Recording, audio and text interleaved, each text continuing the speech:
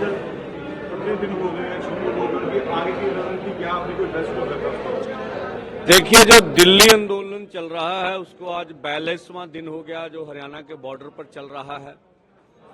आज हमने यहाँ अलकड़े गांव, कत्थू नंगल एरिया, अमृतसर जिला, यहाँ बड़ी विशाल मीटिंग की है अपने वर्करों के साथ। एक तो हमने यूनियन का ड्रेस कोड लागू करवाया है, फिर नीली पगड़ी, नीला गमछा और झंडा यूनियन का, ये सभी ने कंपल्सरी रखना है।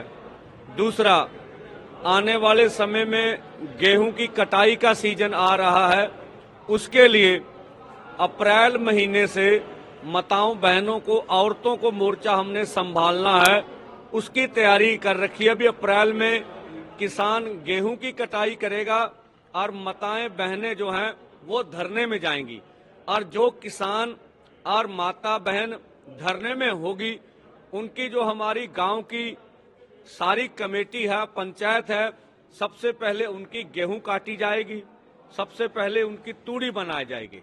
तो ये कार्यक्रम भी हमारे जो वर्कर करेंगे।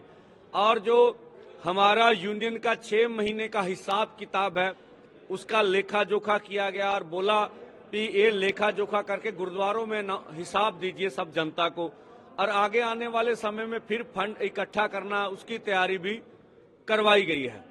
तो ये आज का जो हम लोगों ने मीटिंग में सब निर्णय लिया। और जो 30 को जथा शंभू बॉर्डर की ओर जाना है उसका भी हमने तैयारी करी। ये अमृतसर स्टेशन से लगभग 11 बजे जथा पहुंचेगा और शंभू बॉर्डर की ओर रवाना होगा, जो हमने आज इस मीटिंग में निर्णय किया है। सर, जैसे आपने बताया कि 25 फसलों को एमएसपी दी जाती है, तो पानी का लेवल की आपने बात की, उज्जवल भविष्य के बारे में। हाँ, देखिए, पंजाब में धान जो लगाया गया उचित नहीं था, क्योंकि हमारी धान की बिजाई के रुपाई के लिए 1200 mm सालाना वर्षा होनी जरूरी है।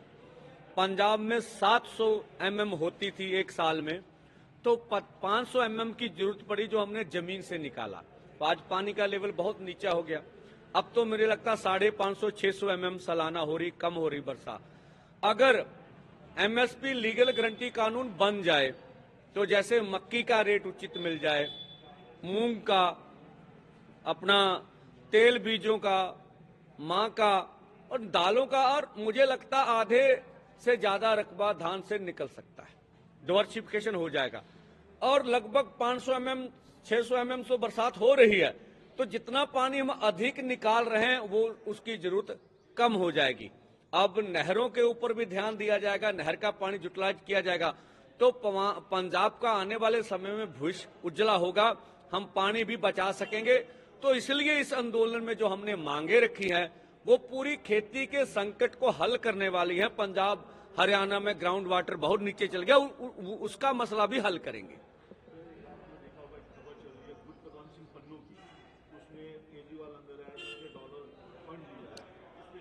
हाँ, देखिए, जो भारत सरकार की जांच एजेंसी है उनका दोष आया है केजरीवाल जी के ऊपर कि बाहर से फंडिंग हुई है। अब इसके बारे में अभी कोई टिप्पणी करना उचित नहीं है, ये जांच का विषय है। जब सारा मसला सामने आएगा तो उसके बारे में विचार करके बोलेंगे, अभी तो जांच का विषय है। हाँ, देखिए, चाइना की सरकार ने फिर अरुणाचल के ऊपर अपना दावा ठोका है। सबसे ताकतवर प्रधानमंत्री कहे जाने वाले अभी उनके ऊपर कुछ बोल नहीं रहे हैं। तो मुझे लगता है प्रधानमंत्री का बयान चाइना के ऊपर, जो वो अरुणाचल प्रदेश के ऊपर अपना दावा ठोक रहे हैं पिछले लंबे समय से, उनके ऊपर उनका कोई ना कोई बयान तो आना चाहिए। दूसरा, प्रधानमंत्री जी भूटान में गए हैं, अब वो बोल रहे हैं भी हम लोग 10,000 करोड़ का कर्ज देंगे भूटान को। देखिए, अब हमें तो कोड ऑफ कंडक्ट कोई नजर नहीं आ रहा, ये ऐलान हुआ। अब वो बोलेंगे भी प्रधानमंत्री का दौरा तो पहले से अनाउंसमेंट हुआ था, कह सकते हैं भाई, अच्छी बात। लेकिन हम जब किसान मजदूर मांगता है तो बोलते देश का खजाना लुट जाएगा। अब भूटान को अगर हमारे पास पैसा है तभी हमने दिया ना, तो भाई पहले अपना घर देख लीजिए, तब दूसरों की मदद भी कर लेंगे। पहले अपना घर तो संभाला नहीं जा रहा, यहाँ तो किसानों की हालत बुरी है। तो हम चाहेंगे प्रधानमंत्री जी किसान मजदूर के बारे में अगर वो कोड ऑफ कंडक्ट में उनका अनाउंसमेंट भी कर सकते हैं तो हमारा भी हो सकता है। इलेक्शन कमीशन से पूछकर। आगे की रणनीति क्या है, आगे का प्लान क्या है? देखिए, एक तो अब पूरे देश भर में शहीद शुभकर्ण जी की याद में उनके शहीदी समागम, बड़ी महापंचायतें होंगी, जैसे 31 को हम लोग मोड़ा मंडी अम्बाला में कर रहे हैं, तो पूरे अब भारत में भी आने वाले समय में हम ऐलान कर देंगे। एक जरूरी आपको सूचना दे दें, जो राजस्थान में हमने पंचायत करनी थी वो किसी कारण वजह से उसको पोस्टपोन कर दिया, अब वो आगे 15 से लेके 20 अप्रैल के बीच में होगी। तो पूरे देश भर में हमारे कार्यक्रम चल रहे हैं, तो आने वाले समय में सभी डेटे हम अनाउंसमेंट करेंगे।